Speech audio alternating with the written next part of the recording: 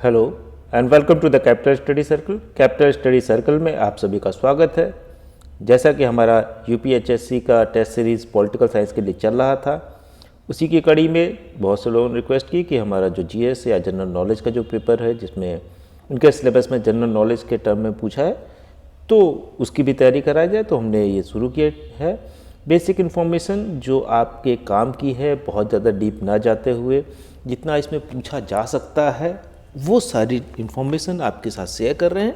बाद में हम इसको जो टेस्ट सीरीज़ के फॉर्म में भी लाएंगे, और दूसरा इसको जो हाईलाइटेड है, जो पॉइंट आउट करके हम मोस्ट इम्पॉर्टेंट है वो भी आपको बताएंगे। लेकिन मोस्ट इम्पॉर्टेंट के साथ वो डर या ख़तरा रहता है कि अगर नहीं आया तो कोई बात नहीं। यहाँ से ऑलमोस्ट 90% क्वेश्चन आने हैं, इस बात की हम गारंटी देते हैं। तो आप तैयारी करते रहिए, और अगर आप हमसे जुड़ना चाहते हैं तो नीचे लिखे फ़ोन नंबर या व्हाट्सएप नंबर पे आप कॉल कर सकते हैं, हमसे जुड़ सकते हैं। आई होप कि आपकी तैयारी अच्छी चल रही होगी। और इसके अलावा हम जो बताते हैं कि अगर आप रिसर्च में जाना चाहते हैं या रिसर्च कर रहे हैं और उस समय कोई परेशानी आ रही है, तो हमारे पास एक बड़ी टीम है जो रिसर्चर्स की है। तो हम सारे अलग अलग रिसर्चर्स हैं और जो गाइड करते हैं अलग अलग यूनिवर्सिटीज़ में प्रोफेसर्स, वो भी हमसे जुड़े रहते हैं, वो आपकी हेल्प कर सकते हैं। तो अगर आप उससे रिलेटेड चाहे सिनॉप्सिस राइटिंग हो, थीसिस राइटिंग हो, या कोई भी रिलेटेड आपको प्रॉब्लम है, तो आप हमसे कॉन्टैक्ट कर सकते हैं। तो देर न करते हुए हम जुड़ जाते हैं। अपना जो बेसिक इन्फॉर्मेशन हमने अभी तक डिस्कस की थी, उसी को आगे बढ़ाते हुए कुछ जनरल इन्फॉर्मेशन इंडिया के, जैसे यहाँ पे लिखा है भारत का भूगोल। और ये बाइलिंगुअल क्लास है, लेकिन जो मटेरियल है वो हिंदी में है। तो आप, लेकिन हम इसको पूरी तरह से इंग्लिश में भी एक्सप्लेन करेंगे। अगर ज़्यादा दिक्कत आती है तो आप हमें कमेंट कर सकते हैं, हम एक इंग्लिश में भी सेम चीज़ एक्सप्लेन कर सकते हैं और सेम चीज़ों को हम डिस्कस कर सकते हैं।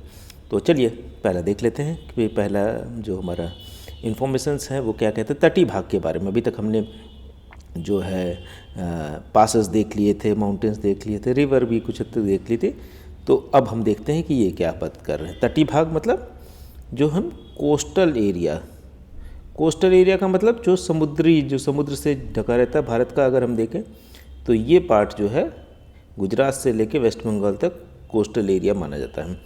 अब इसका हम जो समुद्र तल से नापा जाता है कि आप कहीं भी जाएंगे रेलवे स्टेशन पे, तो आप देखते होंगे कि वहाँ पे लिखा है कि समुद्र तल से ऊंचाई कितनी है उसकी। तो समुद्र तल अब कहाँ पे है, समुद्र तल अलग अलग जगह पे अलग अलग हो सकता है। तो कहाँ से नापा जाता है? चेन्नई तट से जो समुद्र तल है वहाँ से उसकी ऊंचाई क्या है। मान लीजिए कोई 100 मीटर हो सकता है, कोई 500 मीटर।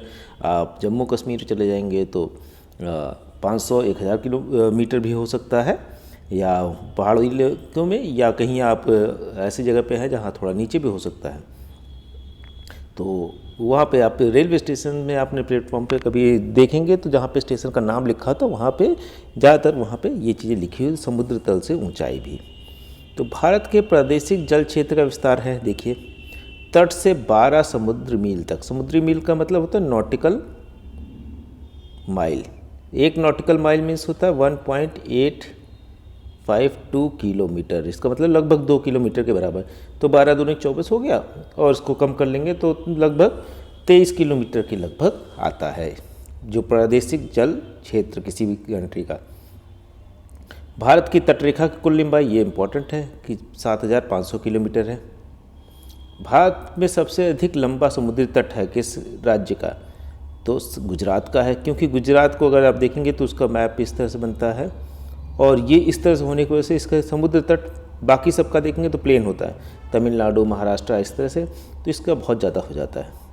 और ये कॉम्प्लिकेटेड क्वेश्चन बहुत बार पूछा जा चुका है। अब यूजली यूपीएससी या यूपीपीएससी में नहीं पूछा जाता है, लेकिन यहाँ पूछा जा सकता है। भारत में तटरेखा से लगे राज्य कौन कितने हैं? 9 हैं, वो आपको मालूम है। प्राचीन भारतीय ऐतिहासिक भूगोल में रत्नाकर नाम सूचक था किस चीज़ का? हिंद महासागर को। तो अगर हम देखें तो हिंद महासागर जो है ये हमारा भारत है। यहाँ पे अगर इधर अरेबियन सागर है तो यहाँ पे हिंद महासागर है। तो इसको हिंद महासागर को ही रत्नाकर कह के बुलाते थे। आगे बढ़ लेते हैं, इसी के बारे में पश्चिमी तट पे आ जाते हैं कि देखिए पश्चिमी तट पे क्या है। भारतवर्ष में पश्चिमी तटीय शहर कन्नूर, नागरकोइल, जंजीरा एवं सिंधुदुर्ग का उत्तर से दक्षिण सही क्रम। उत्तर से दक्षिण मतलब आप उत्तर से दक्षिण की तरफ बढ़ेंगे तो पहले भारत मान लीजिए इस तरह से है, तो जंजीरा फोर्ट भी है, ये महाराष्ट्र में है। कन्नूर यहाँ पे थोड़ा सा गलत हो गया। सिंधुदुर्ग ये भी महाराष्ट्र में है।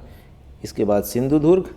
नागरकोइल जो है ये कहाँ पे है, यहाँ पे अगर देखेंगे तो ये है केरला में। और इसके बाद जो है कन्नूर जो है वो केरला में है और नागरकोइल जो है तमिलनाडु में है। तो ये इसका सही क्रम होगा। यहाँ पे एक थोड़ा सा गलत लिखा है। अब इसके बाद लिखा आपको यत्र तत्र कुछ अनोखे डेनमार्क के निवासी मिल जाएंगे, परंतु उसका कारण यह है कि डेनमार्क की चौकी हुआ करती थी। यह अनूठा नगर है, उसका दुर्ग और सुंदर गिरजाघर, नया जेरूसलम, सूनी सड़कें और उजड़ तटाग्र सब मिलकर अद्भुत रत्न बनाते हैं। इस उक्ति में वर्णित स्थान कहाँ पे है बताइए। तो यूजली इसको तमिलनाडु तट पर ऐसी चीज़ें देखने को मिल जाती हैं। तो ये थोड़ा सा ट्रिक अच्छा क्वेश्चन या इन्फॉर्मेशन है। इसके आगे बढ़ते हैं। देखिए नीचे दिए हुए मानचित्र में ध्यान से देखिए। भारत के तटीय क्षेत्र पर ये भाग द्योतित करते हैं। ये भाग है तटीय क्षेत्र। देखिए गुजरात हो गया यहाँ पे। अगर हम वेस्ट बंगाल इधर देख लें तो यहाँ पे उड़ीसा हो जाएगा, फिर आंध्र प्रदेश हो जाएगा, फिर तमिलनाडु हो जाएगा, केरला हो जाएगा। तो अंतर्जलीय उच्चावच रेखाएं जो किस तरह से अंतर्जलीय उच्चवच रेखाएं हैं वो बता रही कि यहाँ पे कोस्टल एरिया हो गया भारत का। ये ऐसे लाइन है, क्योंकि ये ऐसी लाइन जो है कोस्टल एरिया हो गया, क्योंकि यहाँ पे हमारा लक्षद्वीप है और अंडमान निकोबार यहाँ पे। तो इसके अलावा जंजीरा, उडुपी, ओरोविल तथा तूतीकोरिन शहरों में से भारत के पश्चिमी तट पर अवस्थित शहर है। तो अभी हमने देखा था जंजीरा महाराष्ट्र पे है, उडुपी केरला में। तो ये दोनों पश्चिमी तट पे है, बाकी जो है पूर्वी तट पे है। आगे बढ़ते हैं। तो ये काफ़ी अच्छी इन्फॉर्मेशन है, इसको देखेंगे तो कहाँ पे ये शहर है या दीघा ये पूछा जाता है, पश्चिम बंगाल में है। गोपालपुर उड़ीसा में, कलागुंट गोवा में, मरीना बीच तमिलनाडु में है। मरीना बीच है, ये सारे यहाँ पे बीच के लिए फेमस है ये सारी जगह। लोग यहाँ पश्चिम बंगाल के लोग दीघा जाते हैं घूमने काफ़ी। तमिलनाडु व आंध्र प्रदेश के तट का नाम है कोरोमंडल। तमिलनाडु जो ईस्टर्न पार्ट हो गया ये तमिलनाडु हो गया और यहाँ पे आंध्र प्रदेश हो गया, तो इसको कोरोमंडल तट कहा जाता है। भारत के तटों में कृष्णा डेल्टा एवं केप कॉमरिन के मध्य स्थित है कोरोमंडल। तो कृष्णा डेल्टा कहाँ हो गया, यहाँ पे हो गया। और केप कॉमरिन जो है जिसको कन्याकुमारी के नाम से उसका तट हो जाता है, ये कोरोमंडल तट हो गया। यहाँ पे लिखा भी है केप कॉमरिन के नाम से भी जाना जाता है कन्याकुमारी। तो कन्याकुमारी यहाँ पे है। अगर भारत के मेनलैंड का फारेस्ट जो सबसे दक्षिणतम बिंदु है कन्याकुमारी है। वैसे तो इंदिरा पॉइंट है, क्योंकि अंडमान निकोबार के जो ग्रेट निकोबार है वहाँ से माना जाता है इंदिरा पॉइंट आखिरी द्वीप है। लेकिन यहाँ पे अगर देखें तो कन्याकुमारी है। कन्याकुमारी से जो कृष्णा डेल्टा है वहाँ के बीच में कोरोमंडल तट कहलाता है। आगे बढ़ जाते हैं। अब द्वीप समूह देख लेते हैं हम लोग। द्वीप समूह क्या कह रहे हैं। बंगाल की खाड़ी के द्वीप समूह देखिए क्या क्या है। अंडमान और निकोबार द्वीप समूह का सर्वोच्च शिखर पल्याण शिखर है, जिसको हम इंग्लिश में कहते हैं सैंडल पीक। तो हमने देखा है कि बंगाल की खाड़ी, क्योंकि यहाँ पे बंगाल है और यहाँ पे खाड़ी है, यहाँ पे श्रीलंका हो गया, तो यहाँ पे हमारा अंडमान निकोबार द्वीप समूह है। और उसमें जो हाईएस्ट पीक है उसको सैंडल पीक कहते हैं। तो उत्तरी अंडमान में है। तो उत्तरी अंडमान के अगर दो भाग में बांट लें तो ये उत्तरी अंडमान, ये दक्षिणी अंडमान। अंडमान निकोबार द्वीप समूह स्थित है कहाँ, बंगाल की खाड़ी में, हमने बात कर ली। अंडमान निकोबार द्वीप समूह के द्वीपों की संख्या 220 है। ये इम्पॉर्टेंट हो जा रहा है इसलिए क्योंकि अभी अंडमान निकोबार के जो द्वीप हैं उनके कई द्वीपों के जो नाम है वो परमवीर चक्र जो हमारे यहाँ मिले हैं लोगों के, उनके नाम पे रख दिए गए हैं इस बार 26 जनवरी को। अब देखिए 10 डिग्री चैनल पृथक करता है अंडमान को निकोबार द्वीप समूह से। ये जो 10 डिग्री है ये अंडमान और निकोबार को पृथक कर देता है, अलग अलग कर देता है, तो ये बहुत इम्पोर्टेंट है। 10 अंश जलमार्ग द्वारा आपस में पृथक किया जाता है अंडमान और निकोबार को, तो सेम चीज़ है, 10 डिग्री 10 अंश एक ही चीज़ है। बैरन द्वीप अवस्थित है, ये इंपॉर्टेंट है। बैरन द्वीप कहाँ है? बंगाल की खाड़ी में, क्योंकि ये अंडमान निकोबार का पार्ट है। भारत के पश्चिमी तटीय मैदान में उत्तरी भाग को जिस अन्य नाम से भी जाना जाता है वह है कोंकण। भारत के पश्चिमी तटीय मैदान, पश्चिमी तट ये हो गया मैदान, और यहाँ का जो मैदान है और उसको क्या माना जाता है? उत्तरी भाग, मैदान के उत्तरी भाग को, ये जैसे यहाँ पे दक्षिण के मैदान है उसका उत्तरी भाग जो है यहाँ पे अगर आप देखेंगे तो उसको क्या नाम होता है? कोंकण। और कोंकण जो है बहुत ही खूबसूरत जगह है। अगर आप देखेंगे तो महाराष्ट्र से इधर तक की जो रेलवे चलती है उसको कोंकण रेलवे कहते हैं।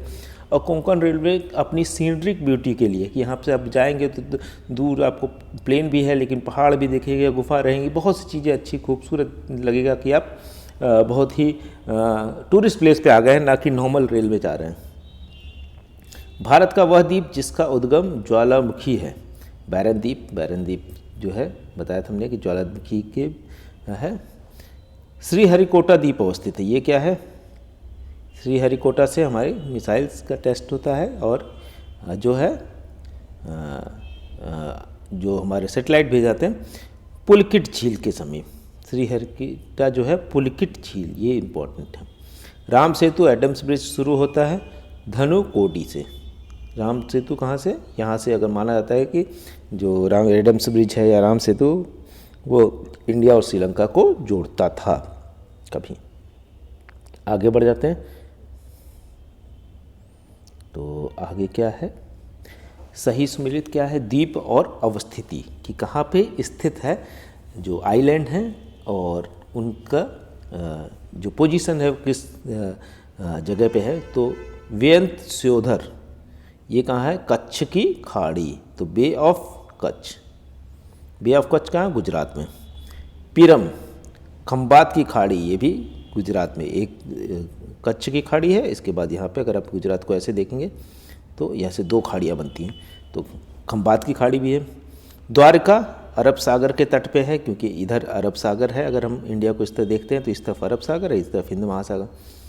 दीव, दमन और दीव का ये काठियावाड़ा तट पे है, तो ये आपको मालूम होना चाहिए। कोरी क्रीक, ये इंपॉर्टेंट चीज़ है।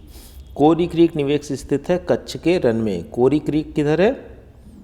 कच्छ के रन में। और सर क्रीक भारत पाक दोनों के मध्य है, वो कहाँ पे है? कि दोनों सर क्रीक पे विवाद है कि किसके पास होना चाहिए, भारत और पाकिस्तान देशों के मध्य है सर क्रीक। तो आगे बढ़ते हैं, आगे बढ़ के देख लेते हैं अगला क्या है हमारे पास। भारत के राज्य और केंद्र शासित प्रदेश, उसमें देखें राज्य में क्या क्या चीज़ें दी हुई हैं। लातूर जिला है, तो ये बेसिक इन्फॉर्मेशन याद रखिए, बहुत ज़्यादा बहुत डीप में नहीं याद रखना है। लातूर जिला महाराष्ट्र में, कई बार मीडिया में रहता है। विदर्भ एक प्रादेशिक नाम है भारत में और ये अंग है महाराष्ट्र का। विदर्भ क्या है? महाराष्ट्र का एक पार्ट है, रीजन, जहाँ पे वर्षा बहुत कम होती है, पश्चिमी जो तट है उसकी वजह से। पाट अंचल, पैट रीजन अवस्थित कहाँ पे? झारखंड में। झुमरी तलैया जो रेडियो पर गीतों के फरमाइश के लिए जाना जाता था। ये एक समय में रेडियो पे यहाँ से हर रोज़ कई चिट्ठियाँ जाती थी और गाने सुनाते थे। और हम लोग जब छोटे थे तो झुमरी तलैया से इन्होंने बोला है, तो हमको लगता था ये ऐसे ही मजाक में कोई लिखता है, लेकिन बाद में पता चला झुमरी तलैया सही में जगह है और झारखंड है, वहाँ के लोग काफ़ी रेडियो सुनने के शौकीन था और चिट्ठियाँ भी काफ़ी लिखते थे। भारत का कोहिनूर कहा जाता है आंध्र प्रदेश को। मणिपुर का अधिकांश धरातल है पर्वतीय। मणिपुर तो आप जानते ही हैं पर्वतीय है। मणिपुर में कुछ लोग लटकी हुई गान, सिल्ट से बंधे हुए अपतरण वीड्स और सड़ती वनस्पति के तैरते हुए द्वीप, फ्लोटिंग आइलैंड पर बने हुए मकानों में रहते हैं। इन द्वीपों को कहते हैं फूमडी जो है तैरते हुए द्वीपों में। और वहाँ पे एक बड़ा पार्क भी है जो पूरा तैरता रहता है। भारत में सिलिकॉन स्टेट का नाम से जाना जाता है कर्नाटक को, क्योंकि बेंगलोर जो है भारत में सिलिकॉन वैली की स्थिति है बेंगलोर से, तो बेंगलोर को सिलिकॉन वैली, तो उसके बेंगलोर कर्नाटक में स्थित है। सिलिकॉन स्टेट भी कहा जाता है। आगे बढ़ लेते हैं अगला। तो सही सम्मिलित करना है। औरंगाबाद कहाँ है? महाराष्ट्र में। पालमपुर गुजरात में। हुबली कर्नाटका में। और गुंटूर आंध्र प्रदेश में। यह इसके बाद छत्तीसगढ़ में छत्तीसगढ़ का मैदान है। झारखंड में छोटा नागपुर का पठार है। महाराष्ट्र में वृष्टि छाया प्रदेश है जहाँ पे बारिश होती ज़्यादा। कर्नाटका में बालंड है। तो ये बेसिक चीज़ें पूछी जा सकती हैं अलग अलग तरीके से घुमा फिरा के, तो ये आपको मालूम होना चाहिए। आगे बढ़ते हैं। अंबाला खुर्जा करनाल रोहतक में से राष्ट्रीय राजधानी प्रदेश में अवस्थित है, जिसको हम एनसीआर कहते हैं, नेशनल कैपिटल रीजन। तो कौन कौन से हैं? खुर्जा, करनाल और रोहतक। ये तीनों जो है एनसीआर में, दिल्ली एनसीआर जो नेशनल कैपिटल रीजन है उसमें आते हैं। बाकी करनाल जो है वो नहीं आता। अंबाला नहीं आता, बाकी आते हैं।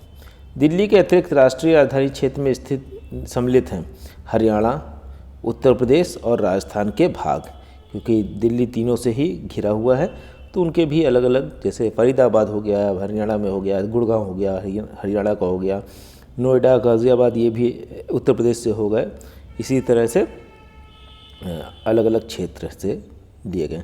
मध्य प्रदेश की सीमा लगी है किन राज्यों? 5 राज्यों से, गुजरात से, राजस्थान से, उत्तर प्रदेश, छत्तीसगढ़ और महाराष्ट्र से। क्षेत्रफल के क्रम में भारत के 4 बड़े राज्य हैं, राजस्थान, मध्य प्रदेश, महाराष्ट्र और उत्तर प्रदेश। तो क्षेत्रफल की दृष्टि में सबसे बड़ा है राजस्थान, फिर मध्य प्रदेश, फिर महाराष्ट्र, फिर उत्तर प्रदेश। भारत के समस्त राज्यों में क्षेत्रफलानुसार उत्तर प्रदेश का स्थान क्या है? चौथा। यहाँ पे आप देख सकते हैं, लेकिन अगर जनसंख्या में पूछ लिया जाए तो पहला हो जाता है। तो आगे बढ़ते हैं। भारत के राज्यों हिमाचल प्रदेश, उत्तराखंड, छत्तीसगढ़ एवं झारखंड का उनके क्षेत्रफल के अवरोही क्रम में सही क्रम है। देख लीजिए, छत्तीसगढ़, फिर झारखंड, फिर हिमाचल प्रदेश और फिर उत्तराखंड। सबसे बड़ा छत्तीसगढ़ हो गया, फिर झारखंड, फिर हिमाचल प्रदेश और उत्तराखंड हो गए। कर्नाटक, राजस्थान, तमिलनाडु और महाराष्ट्र को उनको भौगोलिक क्षेत्र के अनुसार घटता क्रम देखें तो हमने देखा राजस्थान तो सबसे बड़ा है, तो पहला राजस्थान हो जाएगा, फिर महाराष्ट्र, कर्नाटका, तमिलनाडु, उत्तर प्रदेश, मध्य प्रदेश, राजस्थान और उत्तराखंड राज्यों में क्षेत्रफल में सबसे छोटा क्या है? तो उत्तराखंड, क्योंकि उत्तराखंड एक तो पहले उत्तर प्रदेश का पार्ट था, अभी छोटा है काफ़ी। भारत का लगभग 30% क्षेत्र 3 राज्यों में समाहित है। ये 3 हैं, राजस्थान, मध्य प्रदेश और महाराष्ट्र। ये तीनों मिला के 30% तो यही हो जाते हैं। भारत में जनसंख्या के अनुसार तीसरा और क्षेत्रफल में 12वां राज्य क्या है? बिहार। उत्तर प्रदेश के सीमावर्ती राज्य हैं, ये इंपॉर्टेंट है, ये पूछा सकता है।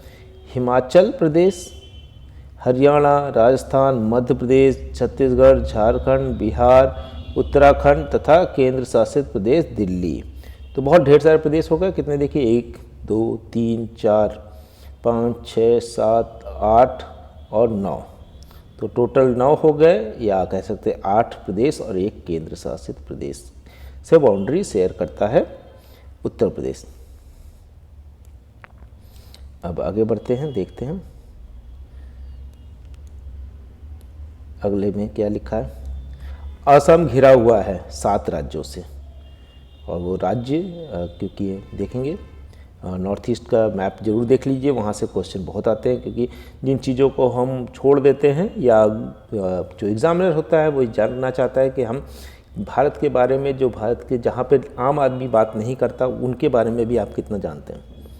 महाराष्ट्र, बिहार, उड़ीसा एवं आंध्र प्रदेश में से छत्तीसगढ़ की सीमा उभयनिष्ठ नहीं है बिहार के साथ, क्योंकि बिहार की सीमा झारखंड से है और झारखंड के बाद फिर छत्तीसगढ़ है।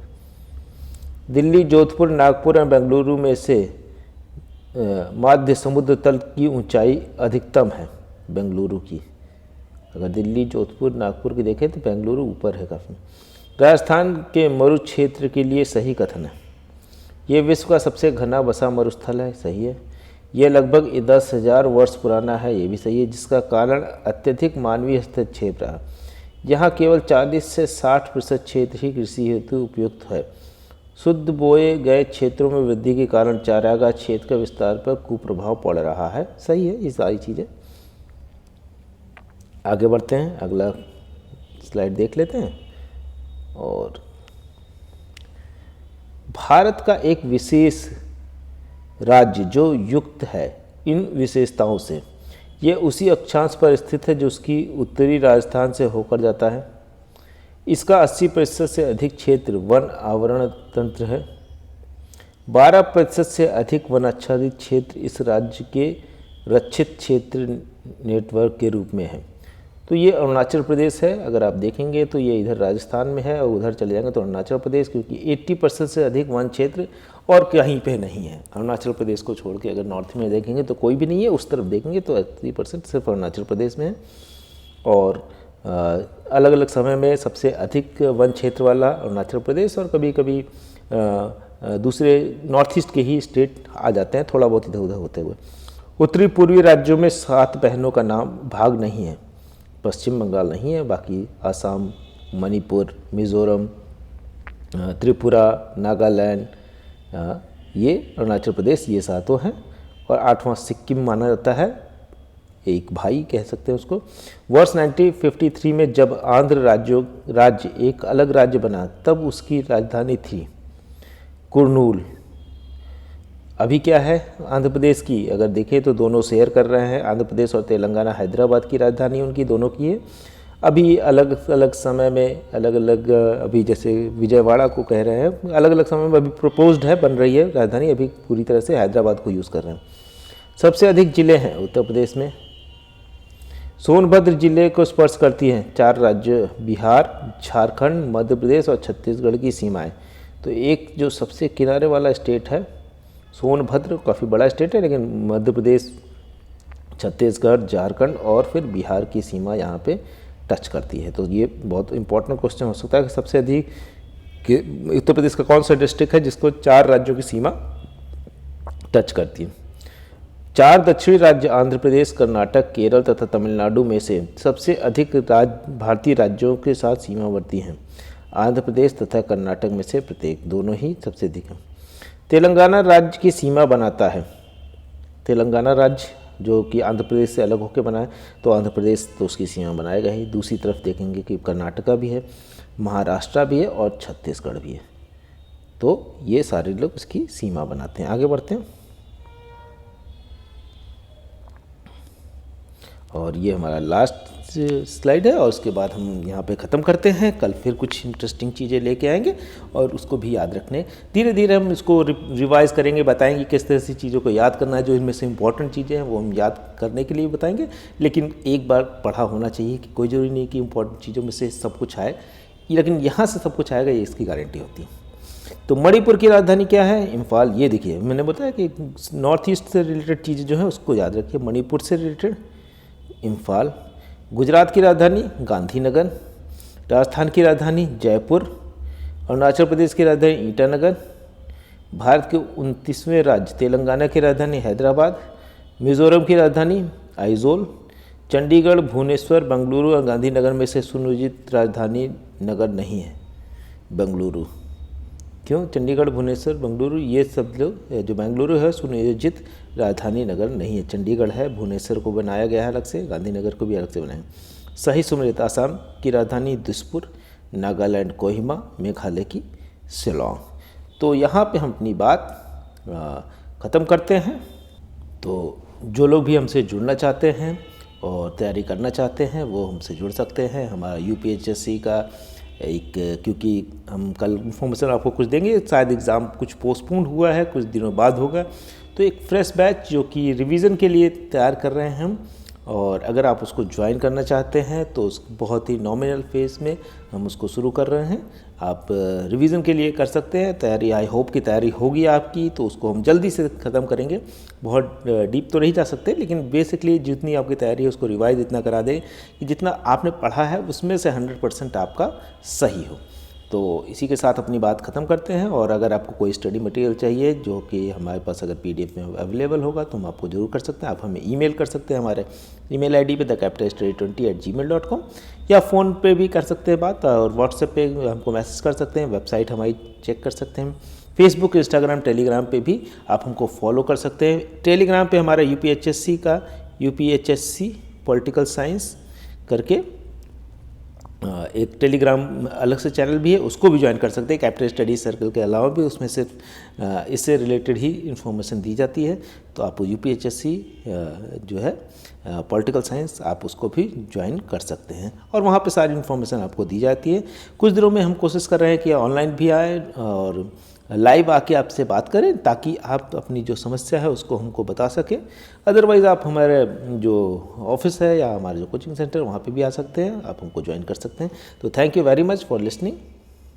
और कल फिर मिलते हैं नए टॉपिक के साथ, जिसमें हम जनजातीय भारत, जो ट्राइबल्स हैं, जो हमारे अलग अलग स्टेट्स में अलग अलग ट्राइब्स हैं, उनके बारे में बात करेंगे, क्योंकि उससे भी क्वेश्चन आते हैं। और बहुत बेसिक ट्राइब, क्योंकि एक बार आप समझ लेंगे कौन सी ट्राइब कहाँ है तो हमेशा के लिए हो जाता है, और उसमें से 1 नंबर आपका आसानी से स्कोर कर सकते हैं। तो थैंक यू वेरी मच।